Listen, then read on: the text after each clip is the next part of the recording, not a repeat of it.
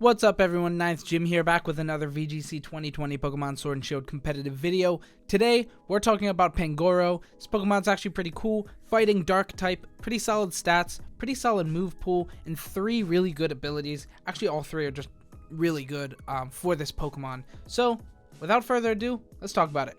So, fighting dark typing is not bad. It gives us 1 immunity of Psychic, 3 resistances of Rock, Ghost, and Dark, and this Pokemon's actually like fairly bulky, like it's fairly average bulk, so those resisted attacks you'll be able to take a couple of, which is good. They're all very, very big typings. You know, we have Dragapult being the most used Pokemon, Excadrill, Tyranitar being very, very used Pokemon, and all of those fall under its resistances, which is really good. And then we also have 2 weaknesses being Fighting and Flying, and 1 quad weakness being Fairy. All of these kind of suck to have. You know, we have Conkeldurr, we have Charizard, Togekiss, a bunch of Max Airstream users, even like Dragapult and Teleon, like those Pokemon even use it.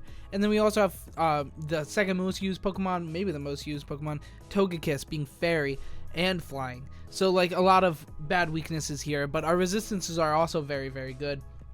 So, in general, not a bad typing.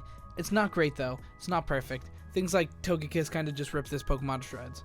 But, it is what it is. Anyway, so as far as our stats go, we are at HP 95, Defense 78, and Special Defense 71. That's not too bad in general bulk terms here. It's pretty average, a little above average as far as HP goes, and then just not too bad in general. It's very slow, so it needs to have pretty good bulk.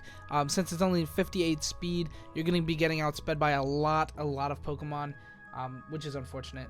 But as far as our attack goes, 124, our offense stats are really, really solid. 124 attack and 58 speed is not too bad. You're able to hit a couple of times potentially, as well as take a hit or two, which is really good.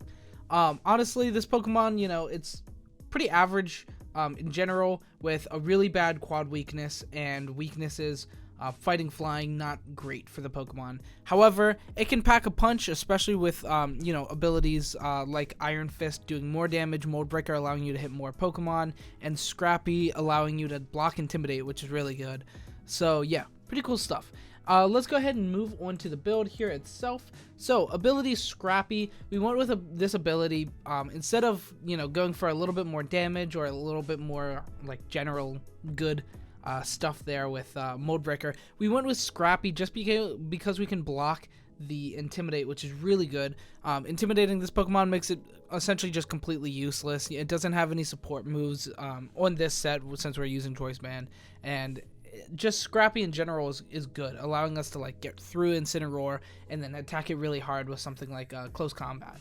So Choice Band is our item of choice, doing a good bit more damage, 1.5 times damage as far as our physical attacks go. It's a really good option. It does lock you in, so, you know, you'll have to switch it around to be able to use things like Bullet Punch, but we have Gunk Shot for good coverage and then really strong stab moves, so Choice Band makes it really good. A couple of other items you could go with here: Rosalie Berry, Assault Vest, Life Orb. Rosalie Berry is gonna give us that regular weakness of Fairy instead of a quad. It's going to have that super effective damage one time, allowing us to live certain attacks like Dazzling Gleams and stuff, but Max Starfalls will probably still kill us. And then we also have things like Assault Vest, which just gives us a little bit more general bulk here with special defense, and then also Life Orb giving us that 1.3 times attack always, so that we can be a valuable Dynamax Pokemon as well, just giving it a little bit more versatility instead of locking it into non-Dynamaxing with Choice Band. So that's a couple of options there, but we just went with Choice Band for the constant better damage when we're normal instead of Dynamaxed. So as far as our moves go, we went with Throat Chop, Close Combat, Bullet Punch, and Gunk Shot. First 2 are our best physical stab moves of choice: Throat Chop and Close Combat. Now you can switch these up a little bit. You can use like Night Slash instead of Throat Chop, but I like Throat Chop, just better damage. We have Crunch giving us that flinch chance as well, or even Darkest Lariat. So there are a bunch of different options for that move, but we just went with Throat Chop, just standard. And then we went with Close Combat instead of Drain Punch or anything else, just to do the most amount of damage. Now, if you change your ability to Iron Fist, you might want to consider Drain Punch, just because it'll do a little bit more damage. It won't do more damage than Close Combat, but it'll get that that buff from Iron Fist, as well as giving you a bit of regen, which is pretty cool.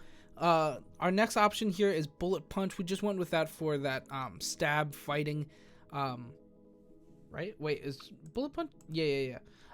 So yeah, it's just like that stab. It's not stab, it's steal.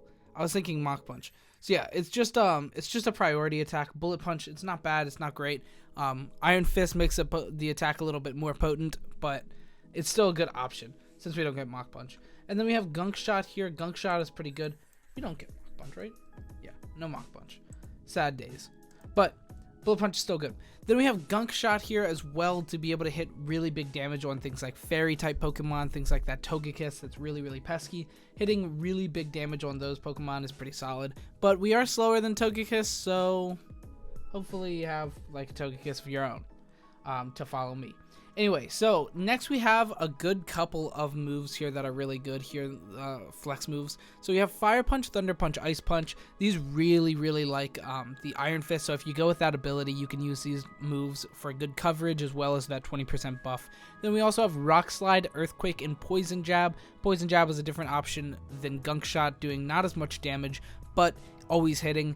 Or at least hitting more frequently of the time, so that's good. And then we have Rock Slide and Earthquake for more coverage moves, which is just good in general. Then we have a bunch of other good moves here. All of them we can't use if we're using Choice Band or Assault Vest. So if you go with Rosalie or Life Orb, you can have these as an option. We have Substitute and Sword Stance to mitigate our defenses and attack. And then we also have Taunt, Parting Shot to kind of annoy the opponent, Parting Shot and Snarl for to lower their damage, to keep their damage down, and then Helping Hand to make our damage a little bit better with our partner Pokemon. So in general, a lot of those are pretty good options. Sword Stance and Sword Stance, maybe Parting Shot and Snarl being the best options, maybe even Taunt as well. But we are very slow, so Taunt loses a bit of its potency, Sword Stance loses a bit of its potency, Parting Shot, all of these lose a little bit of their potency. So yeah, that's why we didn't go with them. We just went with Assault Vest to be as fast as possible. Anyway, that's about it for our moves. We'll go ahead and talk about some EV spreads here real quick. So first off, we have HP at 252 and attack at 252 as well. Those left over 4 into defense. And then Adamant Nature giving us plus attack and minus special attack since we're not using it anyway. Just essentially the idea here is to be as fast as possible and deal as much damage as possible, which is pretty good stuff here. So yeah.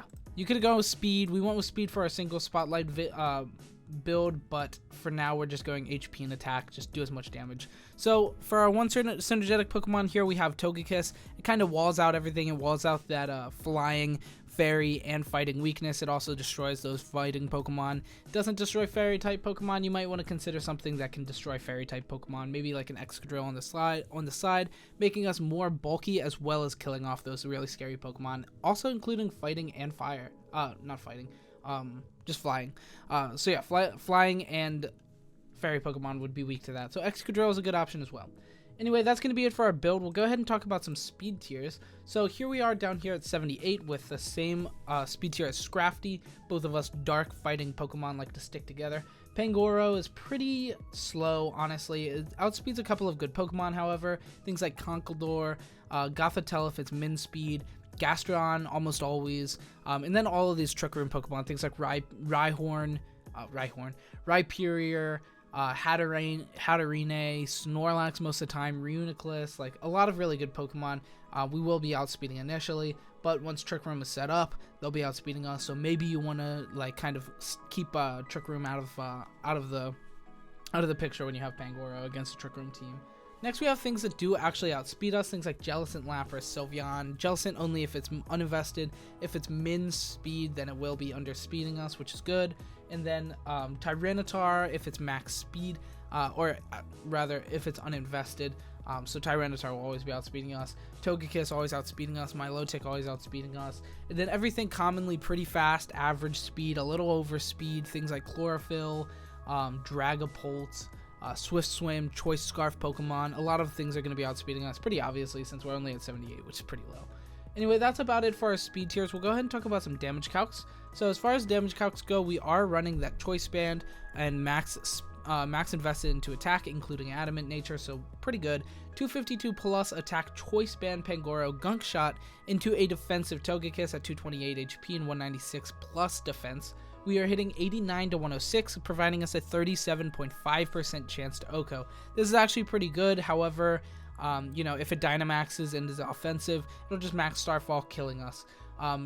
speaking of killing us, even if it's not invested, if it doesn't Dynamax, it can use Dazzling Gleam and then provide an OHKO guaranteed with 102 to 124%, a guaranteed OHKO. This is unfortunate. This gives us a bad matchup with one of the most used Pokemon, if not the most used Pokemon, Togekiss. This is unfortunate, but there's nothing you can do. Next, we have Conkeldurr Mach Punch into our Pangoro, hitting 48 to 57%. So keep that in mind if you're up against a Conkeldurr, that if you're about half or a little over half, it can just take that knockout, which is pretty unfortunate. Also, Drain Punch in close combat will be able to take OHKOs, so that sucks. Next, we have Charizard Max Airstream and Sun. Now, this shouldn't really come as a surprise that it's able to kill us, able to OHKO us, even if we Dynamaxed, which we won't be doing, but even if we did, it would still provide an OHKO, which is unfortunate. Next, we have our Pangoro Throat Chop into a Dragapult, a Dynamax Dragapult. Let me make sure to add that. So, that's not how you spell Dynamaxed. So, yeah, Dynamaxed Dragapult, we will not be able to take an OHKO on a Dynamax Dragapult. However, if it's not Dynamax or it took a little bit of damage, we can do that. Even if it's Life Orb, if it took a Life Orb, one tick of Life Orb damage the turn prior or on that turn, then we're able to take a pretty high chance at an OHKO against that. So that's pretty good. Next, we have Pangoro Close Combat. Since we're scrappy, we can't be intimidated, so we're at neutral instead of -1 against an Incineroar. We're still barely able to take an OHKO, or barely able to have a chance at a 25% chance to OHKO the opposing Incineroar after 0 intimidation, which is pretty cool, but still, I wish that was a little higher. Next, we have our single Spotlight build.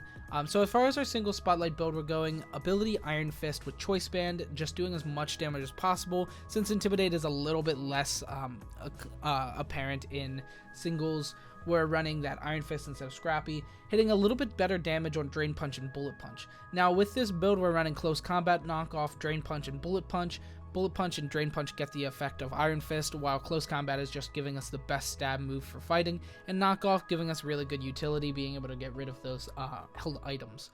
Then, other than that, our build is pretty similar with 252 HP and 252 speed instead of attack.